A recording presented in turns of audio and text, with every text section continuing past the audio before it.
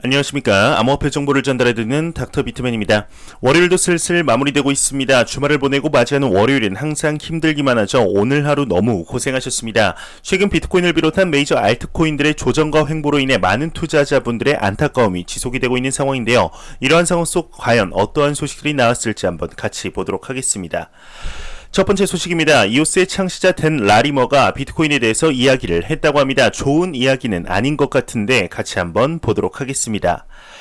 댄 라리머 $500도 안 되는 BTC 결제 비용 신용카드보다 오히려 높다 지적을 했습니다. 댄 라리머 이오스 창업자의 경우는 자신의 트위터를 통해서 나는 지난 2010년 7월 예측을 했다. 확장성의 한계로 인해 비트코인은 결국 은행 간 결산에서만 유효할 것이라고 말이다. 현재 $500가 안 되는 비트코인 결제 비용이 신용카드보다 더 높다 지적을 했다고 합니다. 그는 결국 11년 전 내가 옳았다 이야기를 했다고 하네요. 네, 참 안타깝습니다. 댄 라리머도 그렇고 카르다노 에이다의 창업자이죠. 찰스 호스킨스도 그러고 메이저 알트코인의 창업자라는 분들이 비트코인에 대해서 비판을 하는데 그 비판하는 이유가 결제 기능에 대해서 두고 이야기를 하는 것 자체가 조금 안타깝습니다. 이 사람들이 과연 비트코인이 현재 걸어가는 길을 모를까요? 아니요, 누구보다 잘 알 것입니다. 모른다면 그게 더 문제인 것이죠. 비트코인이 이제는 하나의 자산으로서 금을 대체하는 새로운 시대의 자산이라는 것을 모를 리가 없을 텐데 악의적인 마음을 가지고 비트코인을 비난하고 비판하는 것이 아닐까 하는 생각이 듭니다. 이러한 이야기에 마치 대변인이라도 되는 듯한 기사가 하나 나왔습니다. 나스닥의 상장사 최초로 비트코인에 투자를 하며 기관 투자자들의 투자 러쉬 트리거가 된 기업이죠. 바로 마이크로 스트래티지인데요. 이 기업의 CEO가 이야기를 했습니다. 비트코인이 기타 암호화폐의 왕관을 대체당할 가능성은 제로다 이야기를 했는데 참 시기적절한 것 같죠. 내용 한번 같이 보도록 하겠습니다.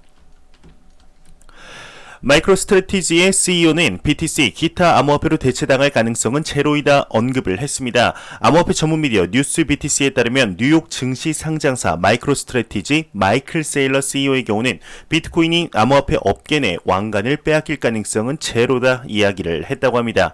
그는 BTC의 미래는 밝다, 기술적 결함 및 한계가 있을지라도 가격은 BTC 안정성의 주요 원동력이자 시장 내 선도적 위치를 유지시켜주는 힘이다. 기술적으로 더 우수하고 저렴한 암호화폐 프로젝트가 존재하지만 시장은 여전히 비트코인을 선호하고 있다 이야기를 했다고 합니다.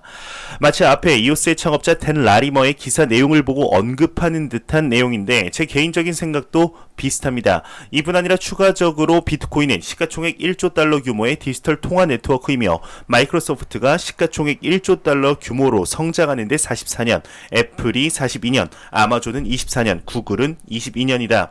반면 비트코인은 시가총액 1조 달러를 기록하는데 고작 12년이 걸렸다 강조를 했다고 합니다. 네, 그만큼 비트코인의 성장 속도가 타 자산에 비해서 상당히 빠르며 앞으로 더욱 성장할 가능성이 존재한다는 것을 이야기하는 것이죠. 앞서 마이클 세일러가 언급한 내용을 보면 기술적으로 더 뛰어난 코인은 있지만 시장은 비트코인을 선호한다라는 내용이 이 기사의 주요 핵심 내용이지 않을까라는 생각이 듭니다.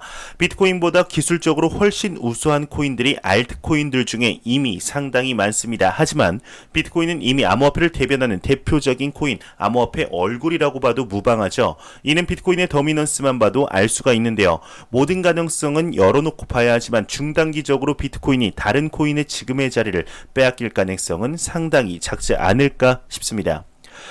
현재 비트코인이 박스권을 만들며 지지부진한 모습을 보이며 일각에서는 비트코인의 상승세가 끝난 것이 아니냐는 이야기들도 나오고 있는 것이 사실입니다. 이에 반박하듯 많은 내용의 기사들이 나오고 있는데 비트코인의 추세를 보는 많은 지표들이 있죠. 그중 대표적인 것 중 하나가 바로 스톡드 플로우라는 차트가 있습니다. 이는 금이나 비트코인의 희소성과 가치를 측정하는 모델로 연간 생산량을 시장에 존재하는 양으로 나눈 것을 이야기합니다. 비트코인의 가격과 상당히 맞아떨어지기에 참고하시는 투자자분들이 많은데 이 지표를 만든 인물이 있습니다. 바로 플랜 B라고 불리우는 인물인데요. 직접 언급을 했다고 합니다. 비트코인 강세장은 끝나지 않았다 이야기를 했다고 하는데 내용 한번 같이 보도록 하겠습니다. 스톡투플로우의 제작자 비트코인의 강세장 끝나지 않았다 이야기를 했다고 합니다. 비트코인 가격은 3월 초 사상 최고치를 갱신한 후 6만 달러에서 계속 저항을 받고 있는 상황이죠. 이에 플랜B가 직접 언급을 했다고 하는데요. 트위터를 통해서 내 의견으로는 우리는 강세장에 들어간 지 불과 4개월밖에 되지 않았다. 비트코인은 이제 막 시작이 되고 있다 이야기를 했다고 합니다. 2020년 플랜B는 이번 연도 2021년에 비트코인이 10만 달러에 도달할 것이다 이야기를 했었죠. 이뿐 아니라 한 트레이더에게 경우도 비트코인이 중단기적으로 상승할 것이다 언급을 했다고 하는데요.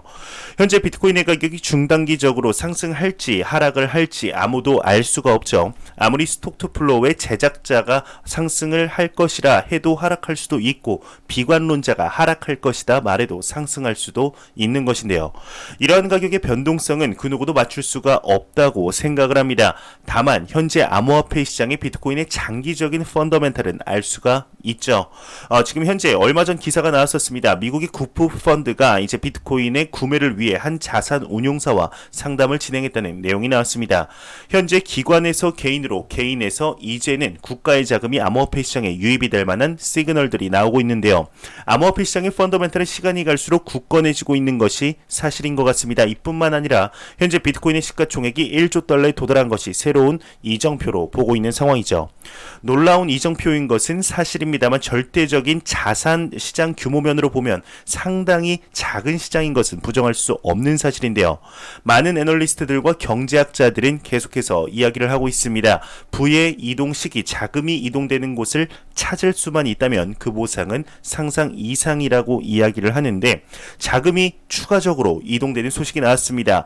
노르웨이의 억만장자에서 소식이 나왔는데 무려 5천만 달러 상당의 비트코인을 매입했다고 합니다. 내용을 한번 같이 보도록 하겠습니다. 5천만 달러면 한화 약 565억 원 규모의 매입인데 한번 내용 보도록 하겠습니다. 노르웨이의 억만장자 투자자 5천만 달러 상당 비트코인 매입하였다. 이렇게 헤드라인을 장식하고 있습니다. 9일 전 한 억만장자 투자자의 경우는 컨퍼런스에서 비트코인은 말도 안 되는 통화다라고 맹비난을 했다고 합니다. 이제 9일이 지난 현재 그는 노르웨이 최대 비트코인 거래소뿐 아니라 비트코인에도 투자를 했다고 하는데요. 9일 동안 과연 어떠한 심경의 변화가 있기에 이러한 큰 금액을 투자 결정 내린 것일까요? 내용을 보니 좀 상당히 재밌습니다. 사람은 다 똑같은 것 같은데요. 네, 이 억만장자 투자자의 경우는 이렇게 이야기를 했습니다. 나는 팟캐스트가 녹음이 된 다음 달 이제 3월 초에 거래소 설립자를 만났고 내가 틀렸다는 것을 깨달았다. 이뿐만 아니라 동료 억만장자가 비트코인에 손을 댔다는 것을 알았을 때 나는 내가 틀렸음이 매우 명백해졌다. 내가 아닌 동료가 돈을 버는 것은 차마 볼 수가 없다. 네, 이렇게 이야기를 했다고 합니다. 돈이 상당히 많은 억만장자임에도 나는 못 벌고 친구가 벌면 말이 갑자기 꼬이네요. 친구가 벌면 죄송합니다. 아픈 것은 어쩔 수 없는 것 같습니다. 뭔가 억만장자가 이렇게 이야기를 하니까 뭐 귀엽기까지 한 것 같은데 사촌이 땅을 사면 배가 아프다라는 말이 틀린 말은 아닌 것 같습니다. 현재 여러분들은 비트코인의 가격이 얼마까지 상승할 것이라고 생각을 하시나요? 뭐 10만 달러일 수도 있고 20만 달러일 수도 있죠. 그렇다면 현재 베일에 쌓여진 비트코인을 만든 비트코인의 창시자 사토시 나카모토가 전 세계 1위의 부자가 되려면 비트코인이 과연 얼마의 가격에 도달을 해야 할까요? 이에 관한 내용이 나왔습니다. 참 재밌는데 한번 같이 보도록 하겠습니다. 비트코인의 창시자 나카모토 사토시, 비트코인이 18만 2천 달러를 돌파하면 세계 최고의 부자에 등극할 가능성이 높다고 합니다. 비트코인 가격이 약 18만 2천 달러를 돌파하면 비트코인을 만든 나카모토 사토시가 세계 최고의 부자로 올라설 것으로 추정이 되고 있습니다. 2021년 3월 현재 아마존의 창업자이죠. 제프 베조스의 순 자산이 1816억 달러, 한화로 약 200조 원의 이제 순 자산을 가지고 있다고 합니다. 지구상에서 가장 부유한 사람이라고 하는데 테슬라의 앨런 머스크가 185조 원으로 2위에 이제 바짝 다가섰다고 하네요. 네, 그렇다면 이제 많은 분들이 궁금해하시는 거죠. 부제목이 상당히 흥미로운데 나카모토 사토시의 경우는 비트코인을 과연 얼마나 가지고 있을까요? 비트코인의 창시자인 나카모토 사토시의 경우는 2008년 10월 이제 8월이죠. 10월 백서를 오픈했죠. 정확한 수치는 불분명하지만 2009년 1월부터 7월까지 나카모토 사토시의 BTC의 경우는 100만 BTC 이상을 채굴한 것으로 추정이 되고 있습니다. 이는 현재 비트코인의 가격으로 보았을 때 약 61조 원 정도 된다고 하는데 비트코인이 18만 2천 달러에 도달할 경우 순자산은 베조스와 비슷해진다고 합니다. 최근 블룸버그의 경우는 비트코인이 리스크 오프 적립자산, 말이 좀 어렵죠. 그냥 리스크 오프를 안전자산으로 바꾸어 보셔도 전혀 보시는데 뜻이 왜곡되지는 않습니다. 이렇게 될 경우에는 최고 40만 달러까지 도달할 수 있다 이야기를 했다고 하는데요. 현재 사토시의 정체에 대해서는 미궁에 빠지고 있는 것이 사실입니다. 사토시의 정체가 공개가 된다면 정말 큰 파장이 일을 것으로 예상이 되는데 과연 암호화폐 시장이 어떻게 진행이 되게 될지 한번 기대해 보도록 하겠습니다.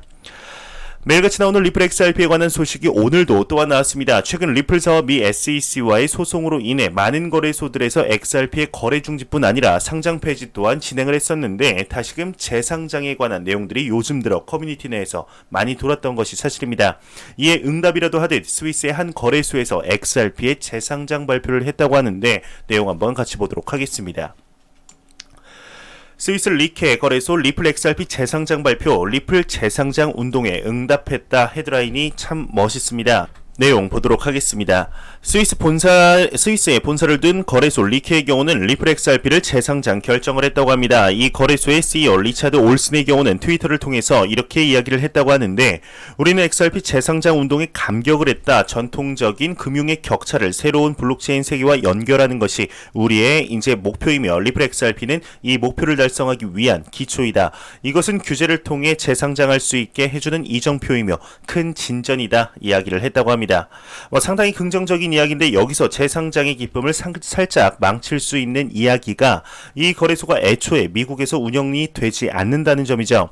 현재 거래 중지 및 상장 폐지를 진행한 거래소들의 경우는 대부분 글로벌로 운영이 되어도 현재 XRP에 제도적으로 불분명한 미국 내에서만 중지 및 상장 폐지를 했던 것인데 이 부분이 조금 아쉽지 않나 싶습니다. 그래도 다시 한번 XRP 재상장이라는 키워드를 알리기에는 좋은 소식 같은데 실제로 이 재상장이 소송에 영향을 미칠지에 대해서는 미지수이지만 그래도 이목을 끌고 시선을 한번 돌리게 한 것만 해도 큰 성과이지 않을까 싶습니다. 계속되는 리플사의 소송 문제로 비정상적으로 눌려있는 가격이 안 그래도 더욱 눌려있는데 과연 앞으로의 소송 문제가 어떻게 진행이 되게 될지 지켜보도록 하겠습니다. 하루빨리 소송이 끝나길 진심으로 바라보겠습니다. 네, 제가 준비한 소식은 여기까지입니다. 영상이 도움이 되셨다면 구독과 좋아요 그리고 광고 한 편만 처음부터 끝까지 시청해 주시기 바랍니다. 이 채널은 오직 광고 수익으로 운영이 되게 됩니다.